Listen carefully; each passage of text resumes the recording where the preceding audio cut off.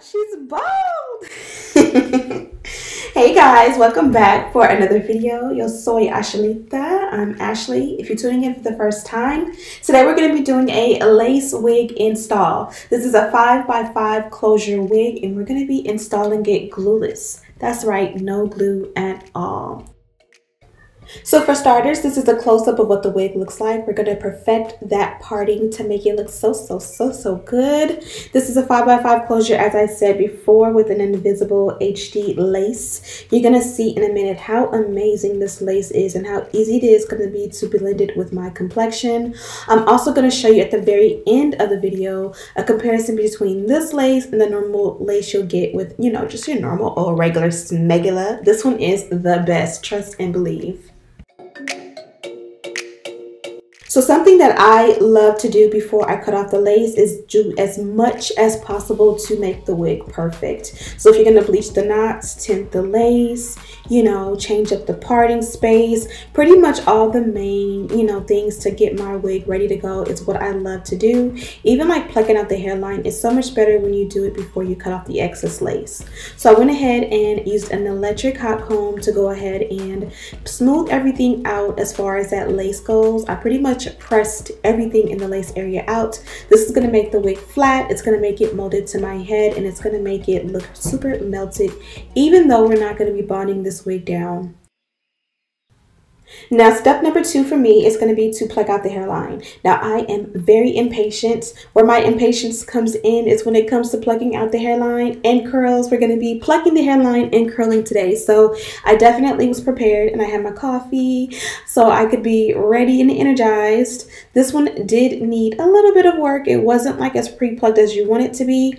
As I showed you with the close-up, the very tip or the very front of it did have a nice pre-plucked effect, but behind that it was very thick and full. So we're going to go behind that, which was pre-plucked, and thin it out. So we're going to go back maybe about 2 or 3 rows. So pretty much the first row was the very front of the hairline. I went in and tweezed it out and made it a little bit thinner, and then I parted that area that I feel like I plucked out and pushed it forward and then plucked behind that. And this is what you see here is like pretty much what it looks like when I comb that out. And as you guys can see, we're already in good shape and it's looking better. You don't want it to be thin. You don't want Barbie hair wig look, especially because we're not bonding and melting this one down.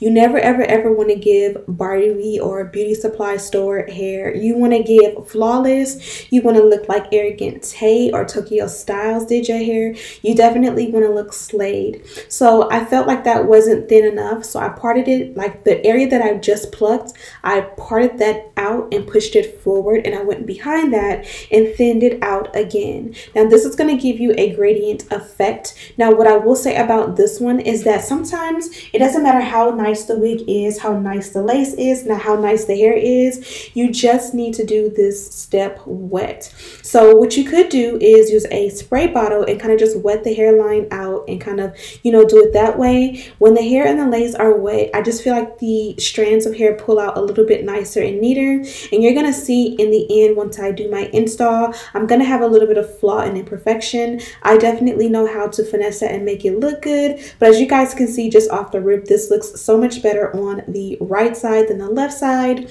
So for the most part off camera, I did the same thing on this side. I did leave this little piece in there so you guys can see. I did the same thing on both sides. Once I was done, I kind of went back in and just made sure both sides matched up super nicely. And then from there, we're going to move on to our next step. So what you'll learn, especially as a beginner or even if you're intermediate at installing your wigs, is repetition kind of helps you to perfect your wigs. I already parted out the wig and made it straight, but once I got to this step, I realized it wasn't exactly how I wanted it to be. So I went ahead and reparted it, and I may have to repart it again. You just have to keep doing certain steps until you get what you want. If you do it one time and it doesn't come out right, do it again. Don't be lazy. You want your wigs to look really good and really installed. Now after that, I did go ahead and add a little bit of wax stick. Care is the best for me. I'll have it linked in the description box, but this one here is the GOAT. It makes every wig look so good, whether it's a straight wig, a curly wig, body wave, no matter what texture it is. I like for the hairline, pretty much where there's lace, I like that to be flat and super neat and sleek. And this gets the job done. Sometimes you can put a little bit too much and it'll look a little bit too greasy. Usually if I do put too much and it looks greasy, by the time I wear my bonnet and my scarf at night and I wake up the next day, it's definitely absorbed into the hair.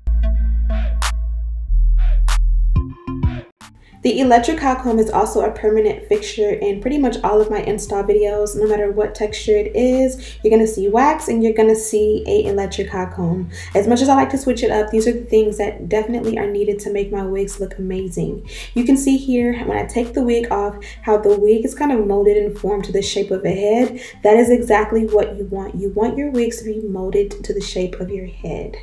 Now the next step for me is going to be to tint the lace. I kind of cheat and just use a foundation that works for me. As you guys know, you've seen that one before. It's a drugstore one. It's very affordable and it matches my complexion just enough so that when I put it on the inside of my wig with a foundation brush, it'll tint the lace to be my complexion.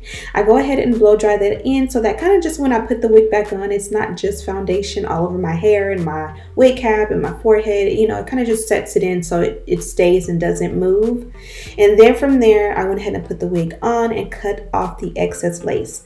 I like to use an eyebrow, what is this called? An eyebrow razor. I was about to say an eyebrow brush. This is a razor and I like these because it kind of gives a perforated edge that's not too straight across. This is HD Swiss lace, so it already gives that jagged edge, and the jagged edge is what you want. When you look at somebody and they have on a wig, you don't want to see like a perfect line straight across where the wig starts and stops. You want it to kind of be jagged. That kind of gives you an illusion, like a camouflage situation.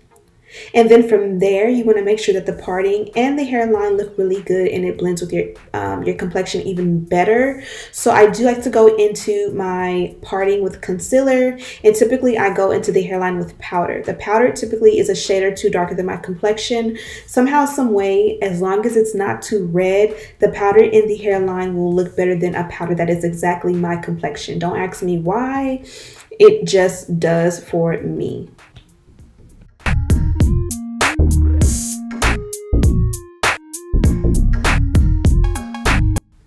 Now, baby hair wasn't necessary in this wig. You guys see how beautiful the hairline looks and how good this wig looks on me. If you just pay attention to what the wig has looked like since I put it on, it definitely fits glueless. So you guys did see I skipped the step where I typically would go in and bond the wig down with a adhesive. Typically, I would use something that is non-glue. I'll leave my favorite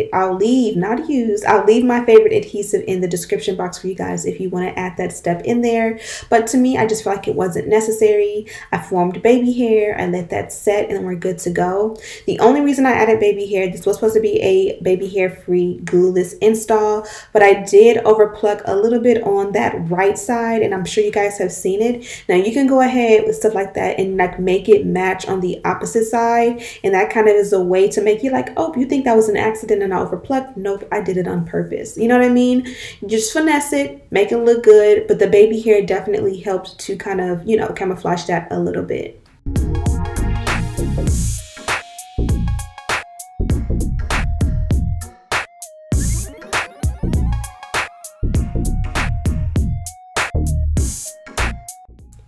At this point, your glueless install is complete. I'm going to go ahead and add some flat iron curls, something simple and quick and easy. After I'm done with the curls, I will add a little bit of layer in the front to make it all frame my face and look really, really good. If you notice, I am doing the curls super messy. I'm not, you know, taking perfect sections. I'm not even really combing it out. I'm just wanting to add a little bit of body to the hair. Now, it did come with the wand curls, which were beautiful, but sometimes I feel like once you go ahead and, you know, install and you moving the hair around so much, it kind of gets rid of a little bit of the style that came with the wig. So this is why I came in and just added a little bit more. As you guys see, I'm taking these huge chunks. I'm doing them tandem. So like I'll curl forward, then backward, then curl forward, and then curl backward. And this kind of gives me a more body. I would say it makes the hair a little bit more big, a little bit more fun and messy. If you're up early and you have an extra 5 to 10 minutes to curl your hair before you leave for work, I recommend these types of curls where you go like back and forth, because it kind of is like if you're not pretty much having enough time to really go in and make the curls perfect, this is kind of that messy look where you kind of just curl it like this and then go to work and don't even comb them out, and throughout the day they'll drop and they get big and cute and fun and flirty, and by the time you get off work for happy hour, you got a little sexy vibe going and it looks like it's meant to be. You know what I mean?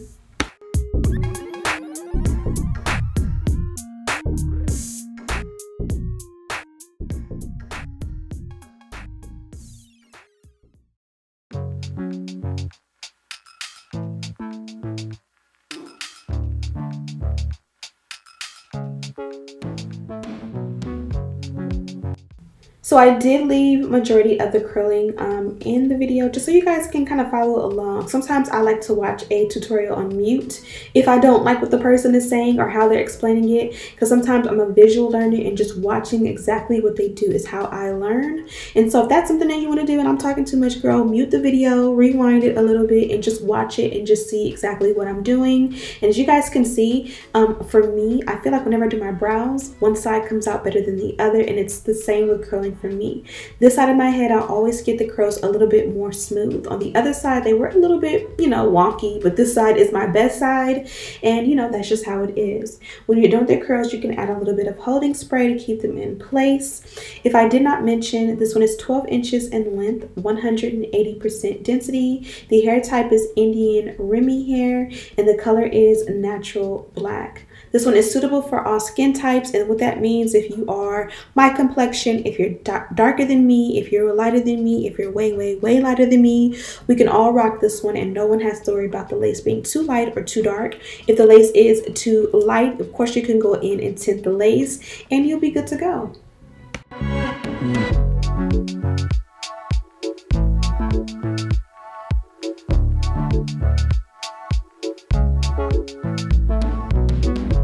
So this here is another finesse when it comes to closure wigs. You have that little ribbon or that little demarcation of where the lace starts and pretty much the tracks start, like kind of like when they connect, there's just like a little lump right there. So what I usually do is I will take a little bit of the hair from the track and kind of form it to pretend like it's lace and kind of swoop a baby hair around that. And then sometimes I'll put parting where that swoop or that baby hair piece meets the actual track, and that will kind of give the illusion of maybe more so a like a lace frontal wig opposed to a closure wig, and it kind of covers and camouflages that demarcation a little bit. It's just a little bit of a finesse.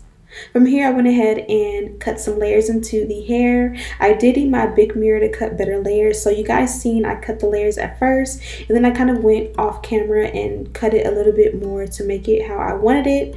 Now I'm going to go in and just kind of add a little bit of a curl to it. Now what I find is that when I do messy curls like this, I can go in after and kind of pin curl it, and the curls will be a little bit, or even sometimes a lot of bit more better. Did I even make sense? A lot of bit more better? No, but you know what I'm trying to say. Okay, slowly but surely I'm learning my way around. So I did curl it forward at first, and I realized for that little bang feather look, I should curl it backwards, and that definitely did the trick. I did kind of layer it a little bit down in the front when I was off camera. And that's pretty much it. I like the way this one came out. But yeah, I'm definitely happy with the way this one came out. I was going for a glueless install and kind of some flat iron curls, and I definitely achieved that. I feel like I should do curls for like 7 days straight to really perfect my ish. Now, as far as the packaging goes, this one did come from Wig Encounters. You guys know this is their packaging as always. And you guys know I've done at least 1 or 2 videos with this company before. And inside they did include an info card and some wig caps. This one feels extra thick for some reason. So they did give me this little package here, and of course I saved a piece of lace from this wig just to kind of show you a quick comparison. They were very adamant that you guys have to see how amazing this hair is. I'm going to show you 3 different laces. So this here is regular lace. This is Invisible HD lace, which is what we're wearing.